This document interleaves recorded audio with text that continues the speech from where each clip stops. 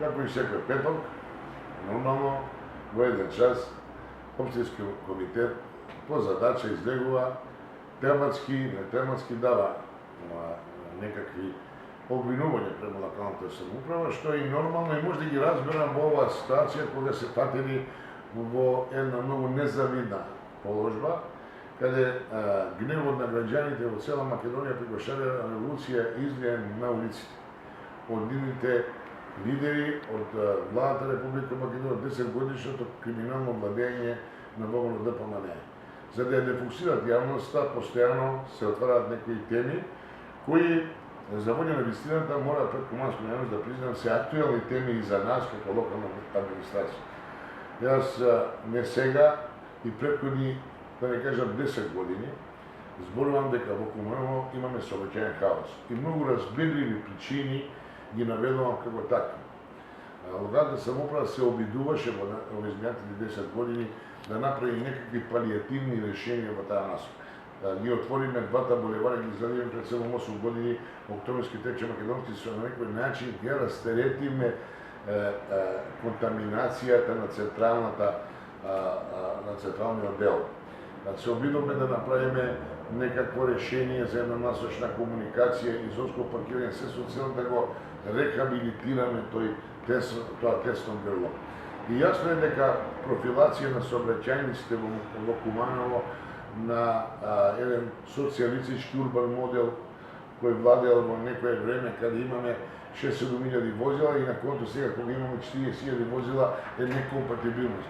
Меѓутоа тоа не е решение кое може Куманово да го даде адхок решение, затоа се обидуваме на овакви алтернативни работи, значи со отварање на овие два булевара, со еднонасочен сообраќај, со ревизија на еднонасочен сообраќај.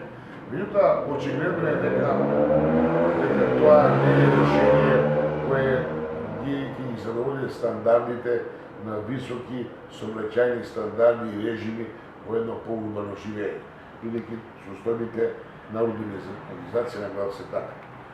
Затоа ние сега во моментот на неколку години најавуваме имплементација на новиот генерално-урбанистички план кој ќе отпочне со сообраќајната студија која е во фаза на распишување и организирање на нивната на имплементација на таа студија, што така ќе биде многу тешко да се имплементира, односно да се направи од една проста причина. Едно лудило по политички закони кои оваа влада ги донесе само со цел за да има што поголем временски треба да краде од народните пари, законот за легализација на диво изградени објекти е една хаварија во системот. А сега дополнувањата на овие закони кои имаме неколку во серија, уште повеќе ја комплицира и така тешката ситуација во урбанизација. Значи, со легализација на диво изградени објекти кои немаат некаква логика урбанистичка, ние доаѓаме во една состојба каде многу тешко ќе биде имплементирана самата сообраќајна студија. Значи, уште повеќе се надополнува и се комплицира тешката состојба во однос на сообраќајните решенија. Меѓутоа, ние сме должни да ги запазуваме тие стандарди. Имаме секојдневни проблеми со овој. Значи, имаме времени објекти кои се диво играти во некој период, наназад неколку години поставени како монтажни, сега му се дава право да се легализира, уште повеќе се комплицира јавно прометни површини, не можеш да ги тргнеш додека законот за легализација на неизградени објекти, додека не го завршиш процесот, а тој има право 2,5 години да поднесе елаборат, така да имаме една конфузија на нештата во самото општество.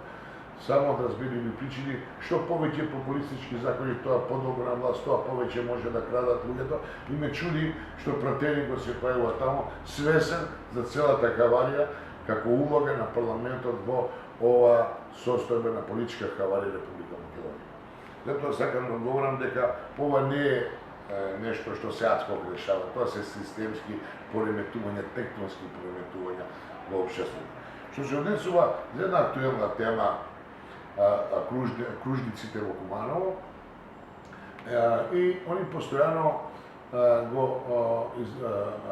поставуваат тоа како актуелен проблем, бидејќи вобро мисли дека се они креатори на кружните токови, така мисла дека со нивното давање кружните токови се генералниот есенцијалниот продукт што го направиле во сообраќајници.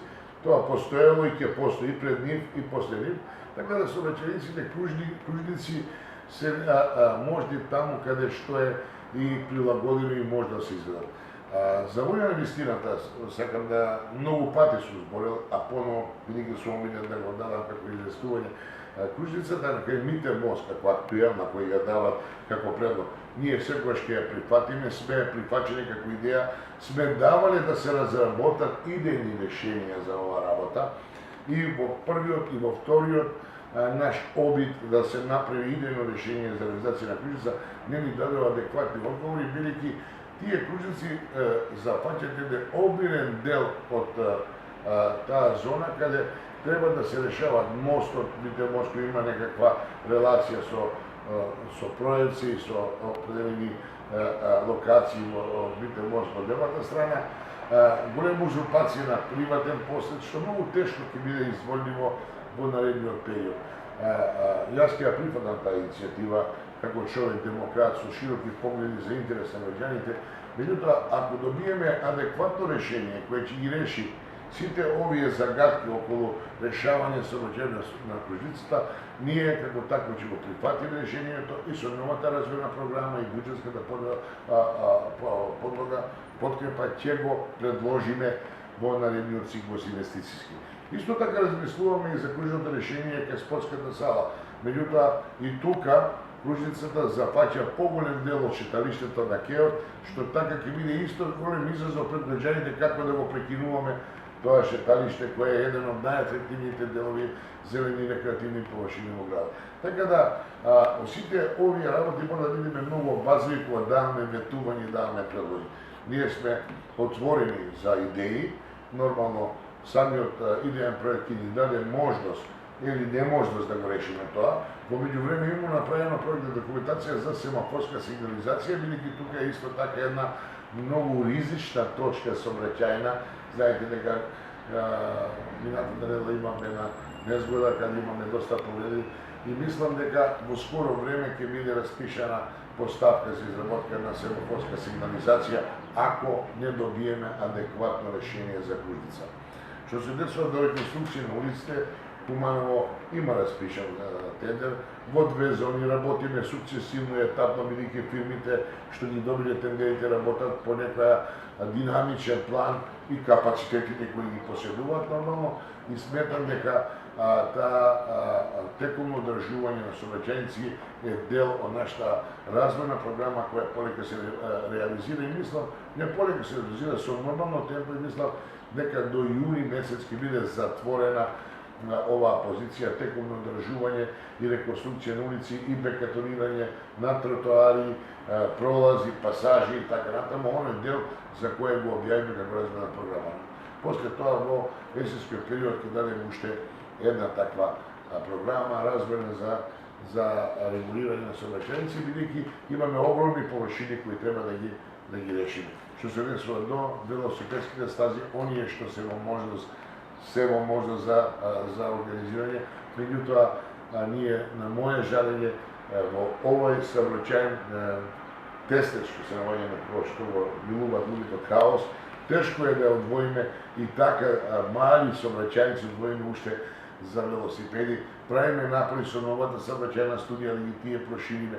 Меѓутоа кажав кај се тестите грла, кај се тестиот простор за решавање на сите овие сообраќајни проблеми. И на крај, би сакал топло да ги препорачувам да се позанимаваат со нивните клептомански, клептократски проблеми кои излегува на површина и кои е актуелна тема не само во медиумите и експертската јавност во Македонија. Просто цела меѓународната заедница се загрижена за криминогената аболиција на 5-6 нивни врвни функционери и после се тоа излегуваат и да зборуваме за две ударни дупки или за сообраќајници. Мислам дека крајно време сите врвни политичари од општинско ниво на Ново Депомане да се погледнат и да размислуват за иднината на нашите деца и на нашиот град. Благодарам, да имате прашања.